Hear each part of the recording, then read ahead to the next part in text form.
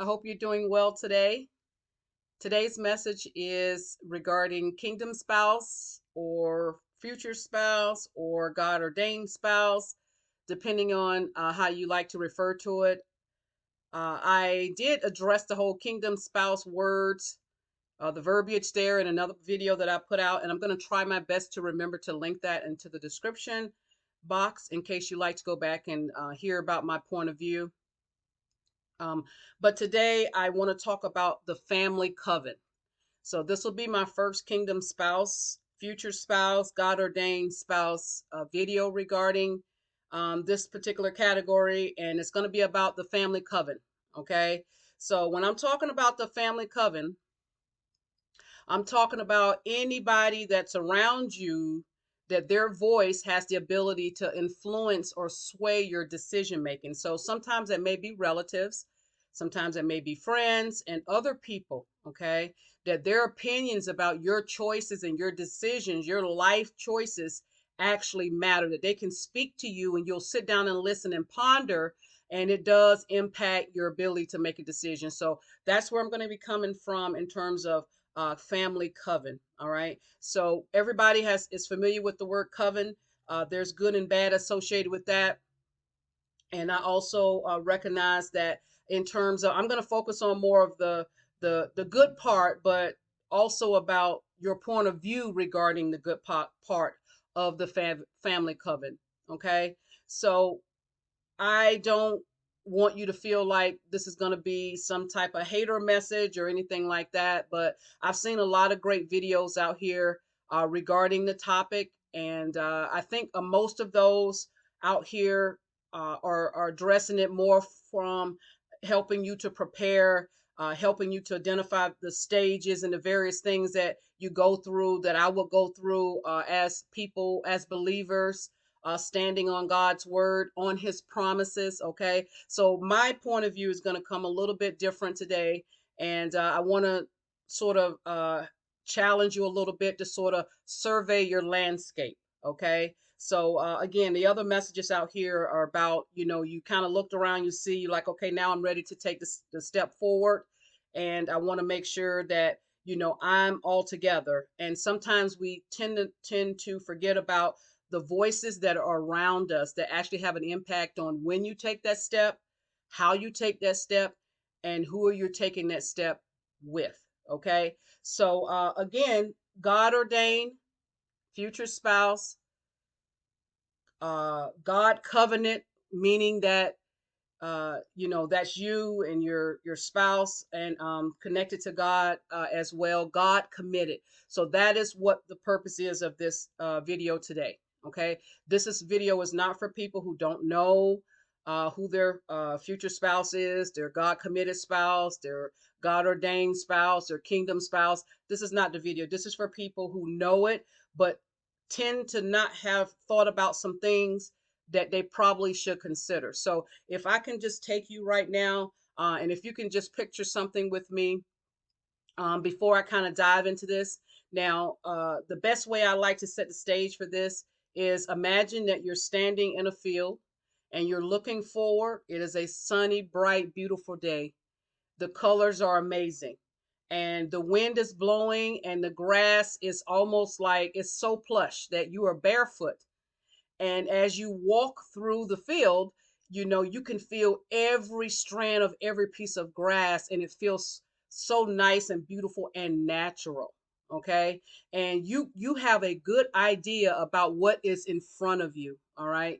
But if you can pause that scene for a second, I want you to imagine that I just came up and stood beside you. Okay. Pick a side. I'm on the left or right. It doesn't matter. I'm on the side, right? You didn't realize that I came and stood beside you because you're so focused on what's ahead of you, which is the right thing to do.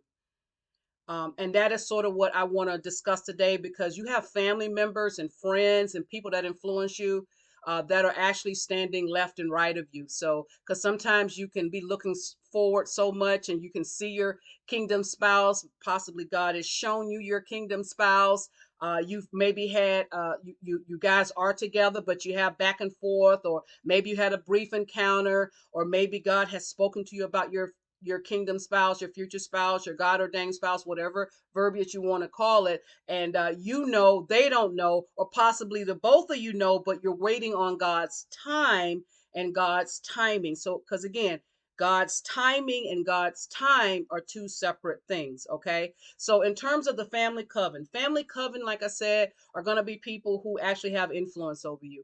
All right. In your family structure, in my family structure, we have people around us that weigh their words weigh heavily on us, right? So, and whether or not you recognize that, you have a part to play in that.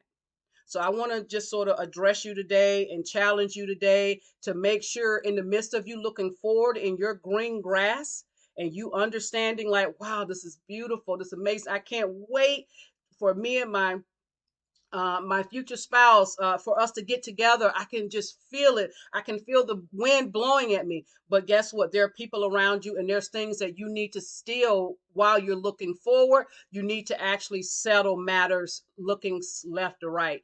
And I want to be able to talk about, people that have these influences in your life. And there's going to be a few little things I kind of go over. I'm not going to touch on absolutely every single one, right? But some of the major things that I think we all tend to have some experience in, whether we've done it ourselves or we know someone else, or we're sitting like on the sidelines and you're hearing somebody talk and you're saying, you know what, such and such is really causing an issue right here with this person's ability to move forward, right? So believe it or not, that when even our parents, especially if you're a daddy's girl, okay, your dad should not have that much impact on what God has brought together. Now, I'm not talking about in healthy relationships, all right. And we do have some of our young ladies out here who are daddy's girls, right? Your future spouse should not have to compete with your father. That is an unequal playing field. All right. We have some mama's boys out here. Your future wife should not have to compete with your mom. That is unfair on all fronts. Okay. So it is your responsibility to start to put in the parameters, as the Bible tells us, to leave to cleave. So you're not going to wait until you actually are standing at the altar to get married to begin to leave to cleave. You want to be doing that already. Right. So it is your responsibility and it's my responsibility that while we're waiting, or we know, or we're expecting God to do it any moment now, or, God's time and his timing are lining up. You know what? It's our jobs to get those around us ready for me or you to make that step forward. So when you do take that step forward in that plush green grass, you don't want to take the step forward and then somebody yank you back. Okay, and it's unexpected, right? Because all you see is what's right in front of you, not knowing that the people left and right of you, that their influence has so much that they're so close to you that they can actually yank you back, and that you and keep you from moving forward to connect with that future spouse, God ordained, God committed spouse that God has either shown you, about, whatever the situation may be. Okay, so even as as the example of being a daddy's girl, right? It's your responsibility to be able to help your father to know that, you know what, dad, I am at this point in my life where this is where I'm headed. And according to God's word, I need not only your blessing, but I need you to help understand that I am transitioning to leave to cleave. Okay. Mom, I know that I'm there for you. I do these things for you. We have an amazing relationship.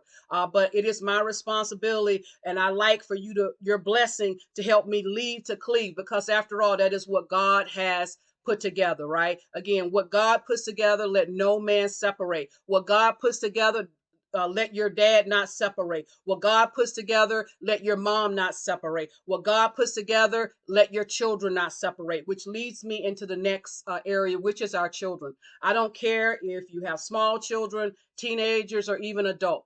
Let me just say this first. Adult kids, stay in your lane. Stay in your lane.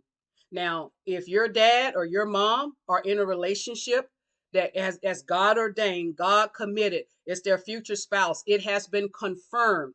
Your job is to support your parent. Your job is not to start dealing with all the issues that you have that you should be working with, and that you have a right to sit down and speak to your mom or speak to your dad about what have you. But you utilizing your access to your parent is not cool at all. And remember now, you too could actually be utilized by the enemy, not to do demonic things, not to do satanic things, but to do oppressive things unknowingly or knowingly, right? Because it's all about access. Because again, you don't want to be responsible for, you know that your mom cares about your opinion. All right. You know that your dad cares about your opinion. And you don't want to be in the middle of stopping, delaying, and hindering something that God is doing, right? So just keep that in mind. You stay in your lane. If you have your family, focus on your family. Show your mom or your dad, or your auntie who may have raised you, or your grandma who may have raised you, whomever. Show them encouragement. Let them know, you know what? It's going to be different having to share you, but I am committed to your happiness, and I want to be there to be happy with you. Okay. That is an area that sometimes can cause you, as you step forward into that plush green grass, that your adult child yanks you back. Okay. Which leads me to the next, which is teenagers, right? Teenagers they're just not back and forth. And today, that's not a good season for any parent, parent at all, whether you married or single. That is a whole nother level of parenting right there. And you're thinking to yourself, like, oh, what happened to my sweet little kid here? What happened to my sweet little nephew? What happened to my sweet grandchild? All of these different things. Teenagers, there's something else that just arises, and we just have to like plead the blood of Jesus on them. And you know what? Just keep some oil on their bed. They just slide right on into bed every night, slide right on into bed because raising a teenager is not easy, okay? But let me tell you that when it comes to the enemy, and again, I'm not talking about the enemy possessing someone or doing satanic and nefarious and demonic things on purpose, but out of their emotional connection to you and out of their proximity to you, that when you step forward, they have the ability to yank you back, unknowingly or unknowingly. And teenagers, trust me, age has nothing to do with that. We see in the Bible all through, there are kings that were anointed at very early ages. So, hey, age, this is not that. So I know sometimes we as parents were thinking like, oh, no, no, no, they're too young for that. Or no, no, no, this is just a phase that they're going through. Let me tell you, our children, just like when a baby comes out, they learn quickly that when they cry,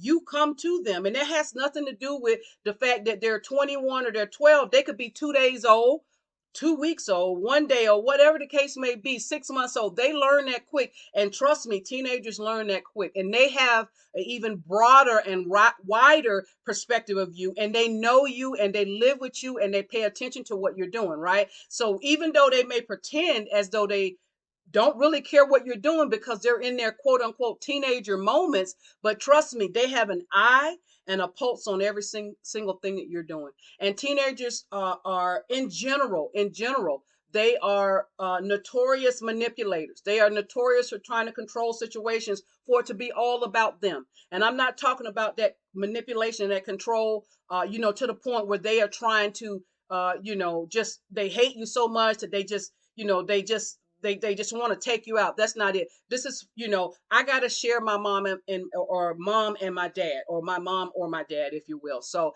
particularly if there is divorce, and particularly if mom and dad, maybe they never even married. Okay. They weren't never ever married. Okay. So, but they still have this little thought in their head.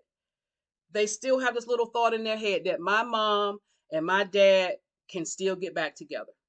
And then when that person comes into their life, they're looking at that person. I don't care how amazing they may be, how nice they may be. They're looking at, in their side eye, they're looking at, you know what? If my mom takes this step with this guy, he is going, my dream of my biological parents getting back together is shot. It's never going to happen. And it makes it very real for them. If my dad really does connect with this woman and he marries her because she's so great, like, my biological mother, she's never gonna, so you kind of understand where I'm coming from. So again, even your teenagers can yank you back from taking that step forward in that beautiful plush grass where your kingdom spouse, your God ordained spouse, your God committed spouse is waiting to meet you ahead. Okay, so don't underestimate that at all. Don't underestimate that. Even small children know how to, they are, after all, still in that super super cute stage, right, where they look cute, every little thing they put on, their words, and everybody wants to be around them. But trust me, they may not know how to articulate it in an adult fashion, but they learn behaviors, and they too can be, even though they may be small in stature, they too learn how to utilize their proximity to you, to keep you back. All right. They know how to, even teenagers, they know how to do this, right? They know, like, they know you're planning to go somewhere. They know how to all of a sudden get conveniently sick. All right. They know how all of a sudden to get conveniently hurt. They know how to do this. A holiday is approaching, and they're like, okay, my mom's gonna go spend Christmas with him, and I'm going to spend Christmas with my dad, but she's going to spend Christmas with her boyfriend, and oh, I don't want that. They know how to manipulate and control circumstances, okay? Especially if you stand back and look, there is a pattern. Now, I'm not saying all kids are doing that, but I'm just trying to talk to you about, you are looking so far ahead that you don't always recognize, or I may not always recognize, that the people to the left and right of us who have that close proximity to us have the ability to pull us back. Because remember, your kingdom spouse, your future spouse, your God ordained spouse, your committed spouse, see, they're up ahead. You can see them up ahead. Okay, the ones standing beside you are closer in proximity than you getting to the kingdom spouse who's up a half a mile up ahead. Okay, you're the ones that are standing left and right of you, the ones that are standing left and right of me. Okay, they're right there, but your future spouse, your kingdom spouse, your God committed spouse, they are a mile ahead. So there's a difference in the space in terms of the proximity. And let me tell you something, it is unfair. It is unfair for any kingdom spouse to come into your life knowingly, like, hey, I know that you're my husband. I know that you're my wife. It is unfair to them to compete with your adult children. It's unfair for them to compete with your mom, your dad, and your sister. Okay, it's unfair for them, or your brother, or your cousins. I don't know, right?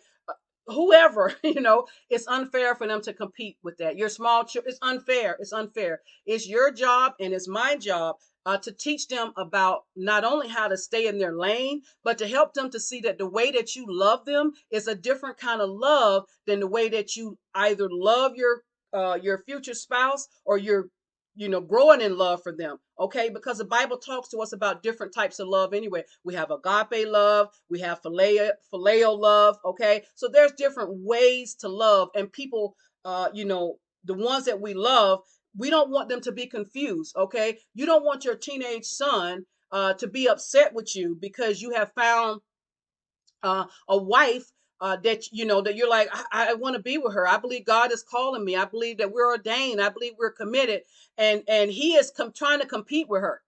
You don't need that. What you need to do is help your teenage son to understand, son, the way I love you is a different type of love. That way, it sort of helps them to understand that, again, as another way, as a teaching tool for the ones around us. Okay. So don't ever forget that people should not have to compete with that. All right. It's just totally unfair. It's totally unfair. It's totally unfair. So, because if I were dating you, I'm going to tell you right now, there is absolutely no way I would compete with your brother, or with your dad, or with your mom, or whomever else. That's dead on arrival, as people will say, for lack of better words. That is dead on arrival. I won't even compete with it. It's not even, because you know what that's going to tell me? You're not ready. You don't have it together. People don't fully understand, right? And you know what? The same would be true for me. I have one daughter, so it would be unfair for you to show up and have to compete with my daughter. That would be my responsibility to help her to understand that, to help her to understand that the way I love her is different than the way I would love the person that God has ordained me to be with, or that I'm committed to, whatever the situation may be, right? So trust me, I understand that. But I just want to put that forward to you so that you can, again, you're looking forward and you're surveying your land. in front of you, and you got your kingdom spouse, or they're in focus. They're in focus, and you're not so much focused on the people that are standing to the left and the right of you, who can immediately stop this union from moving forward. Okay, who can immediately stop this union from moving forward. So we have the relative perspective of this, and then we have the friend component of this. I'm not even going to try to get into, my homeboys and my girlfriends and all of that. That is not the purpose of this video today. But what I am saying again, it is your responsibility to help even your friends that have been with you all of your life, friends that you like. I can't even imagine my life without them being a part of it, right? I want them to be a part of my wedding. I want them to be a part of everything that's major in my life. Well, it is your responsibility to do that. So if you're sitting there and and you believe that this is the husband that God has for you, then, or this is the wife that God has for you, then by you knowing who your friends are, you need to figure out a way to be able to softly speak about this. Of course, anything we do should be done in love. It should not be yelling and screaming. People should not feel like they have to compete with other people. God is an all-consuming God, and He has told us in the Ten Commandments, we shall have no other God other than Him. So guess what? I cannot have any other God other than the God that I serve. You cannot have any other God other than the God that you serve. Okay. So God and what He has designed, what He has ordained, what He's spoken into existence should not have to compete with your small child, or with your dad, or with your mom, or with your friend, whoever it is. Because again, the person that's coming, that's showing up, it's already unfair. It's already unfair. And uh, again, these things create open doors in your relationship. It creates unnecessary stress in a relationship. And For people who are actually, currently dating, some of you may can relate to some of this, but for those of you who are standing at the beginning, ready to take that step towards your future wife, towards your kingdom husband, towards your God committed person, okay, get this and get the checks and balances in place from your left and your right. Okay, it is necessary for you to do that. All right, it's necessary for you to help the ones that you love, the ones that have been there for you. It's good for you to help them to understand the types of love, and that the unfairness in that. All right, because what your future spouse is going to be able to do for you, your daughter cannot do for you. What your future spouse is going to be able to do, your father can't do for you. What your future spouse is going to be able to do for you, your grandmother's not going to be able to do for you. Okay, so please just continue to keep that in perspective, because again, the more you deal with this and you straddle with this, especially, it's one thing if you don't necessarily recognize it. And but when you do recognize it, or you see little things, people make little comments, they're like, well, I'm jealous of you. You may be surprised that your friends are looking at you saying, how on earth did you find a man like that? How on earth did you find a woman like that?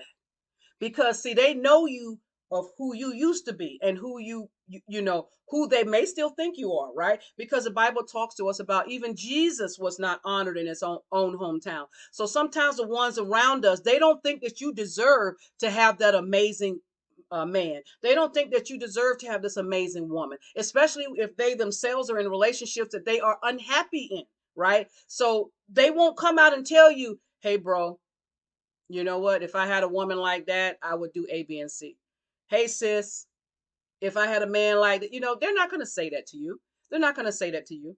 All right. The hope is that they are not going to utilize their access to you, their proximity to you, their influence over you to tell you the wrong things. All right. And you need to hear this through your spiritual eyes. I mean, ears. I'm sorry. You need to see this through your spiritual eyes.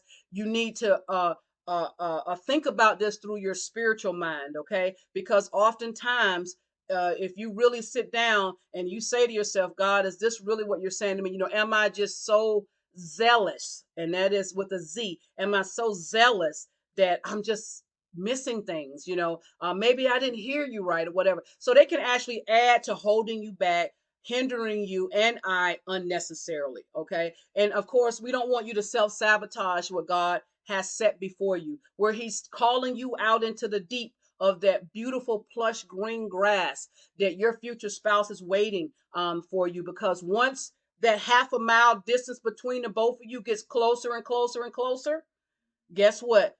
There's things that God has for you. There's things that God has for your kingdom spouse. You two will do together. All right. You two will do together, because at the end of the day, this is about building God's kingdom. Okay. Your union with your future spouse is going to be a blessing. I mean, you're going to grow. Favor is going to follow you. You're going to be God's going to do exceedingly and abundantly in your life. All right. On top of all that amazing stuff, you and your kingdom spouse have to be on a mission to continue to build God's kingdom. We are on a mission to build God's kingdom, hands down, point blank. So don't ever forget that. All right. So once again, don't block your blessings. Don't have your future spouse have to compete with your dad. Don't have your future spouse have to compete with your grandma. Don't have your future spouse have to compete with your mom. Don't have your future spouse having to compete with your small child. Don't have your future spouse having to compete with your sister. Don't have your future spouse having to compete with your mother. Don't have your future spouse having to compete with your adult children. Don't have your future spouse having to compete with your friends. Okay, don't do it. It's you know what, it's just not ever going to be a good thing, and it's just going to hold you back. And if it's not done right, because God has given you and I an ability to be able to talk to them in love, to point them in the direction of His Word, to help them to understand the types of love, and to also communicate. Because if you can't pass the test of being able to communicate effectively and stand firm with the authority that you have for your future wife or husband, to your family, to your friends, to your children, and the list goes on and on, there is absolutely no way that you and your future spouse are going to be able to succeed in any other obstacle that's going to be before you, because you're going to be starting out the gate with wrong types of communication. Okay, so don't let that hold you back. If you have an ability to correct something, correct it. All right. And you know what, let them know. You have to communicate your happiness and what you want. And oftentimes people, really, your family and friends, they don't really mean anything by it. They might be innocent, in the process, but there are some people in your family coven that they do have the wrong intentions. They do have the wrong intentions. And unfortunately, jealousy is there, envy is there, their insecurity is there. Okay. They don't know why. They may even be jealous of the fact that, you have an opportunity that they don't have, right? That they want, but they just won't say, hey, I wish that God gave me an opportunity. And again, instead of coming to you to sit down and say, you know what, it escapes me, but I'd like to hear your story about how you believe this is your future spouse, or how do you believe this is your kingdom spouse. Okay. So once again, I just wanted to be able to touch base on that a little bit, and to help you to understand that. And again, this is my first kingdom spouse message entitled Family Coven. I expect to be doing a lot more of this as time goes on. So I thank you so much, and God loves you. I love you, and we believe in you.